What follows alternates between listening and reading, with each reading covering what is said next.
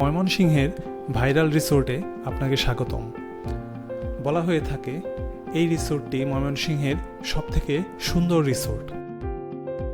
হ্যাঁ দর্শক, আজকের ব্লগটি হতে যাচ্ছে ময়মনসিংহে অবস্থিত সারিন্দা সবারি রিসোর্টটি নিয়ে। এই ব্লগে আমি আপনাদের পুরো রিসোর্টটি ঘুরে দেখাবো এবং শেয়ার করব এই রিসোর্ট সম্পর্কিত কিছু গুরুত্বপূর্ণ তথ্য। শুরুতেই আপনাদেরকে জানিয়ে দিচ্ছি এই রিসোর্টটির অবস্থান। এই রিসোর্টটি ময়মনসিংহ শহরের আকুয়া মরলপাড়া এলাকায় আব্দুল মান্নান সড়কে অবস্থিত। ময়মনসিংহের যে কোনো জায়গা থেকে খুব সহজেই অটোরিকশার মাধ্যমে সরাসরি চলে আসতে পারবেন এই রিসোর্টে।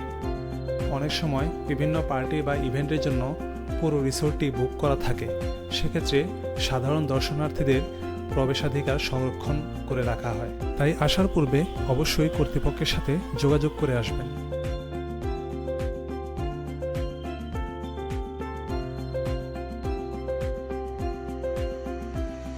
এই রিসোর্টটিতে প্রবেশ করার জন্য আলাদা কোনো টিকিট বা কোনো এন্ট্রি ফি না থাকলেও একটি শর্ত রয়েছে। শর্তটি হচ্ছে এই রিসোর্টে অবস্থিত রেস্টুরেন্টে অবশ্যই আপনাকে কাস্টমার হতে হবে। অর্থাৎ এই রেস্টুরেন্টে কাস্টমার হওয়ার শর্ত সাপেক্ষে আপনাকে প্রদান করা হবে এই রিসোর্টের এন্ট্রি টোকেন।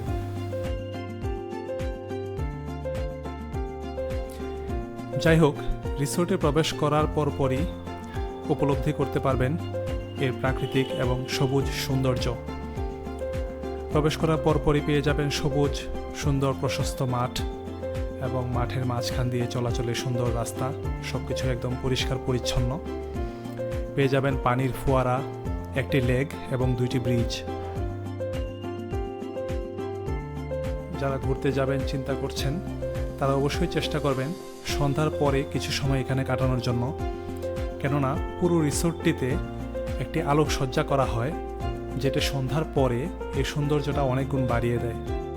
পুরো রিসোর্টের ডেকোরেশন এবং সৌন্দর্য একদম টপ নচ, খুবই ভালো বলা যায়।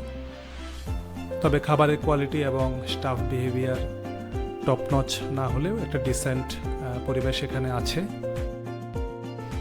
তবে সন্ধ্যার পরে এখানে মশার উপদ্রব লক্ষ্য করা যায় কিছুটা, যেহেতু এটা একটি রিমোট প্লেসের মধ্যে। তাছাড়া ময়মনসিংহে এমনিতেও মশার উৎপাত রয়েছে। পরিশেষে এটা বলা যায় যে ময়মনসিংহের মধ্যে যদি আপনি এরকম একটি জায়গা খুঁজেন যেখানে সপরিবারে প্রাকৃতিক সৌন্দর্যের মধ্যে নিরিবিলি এবং নিরাপত্তার সাথে কিছু সময় কাটানো যাবে, তাহলে ময়মনসিংহে বেস্ট প্লেসগুলোর মধ্যে এই রিসোর্টটি হতে পারে একটি।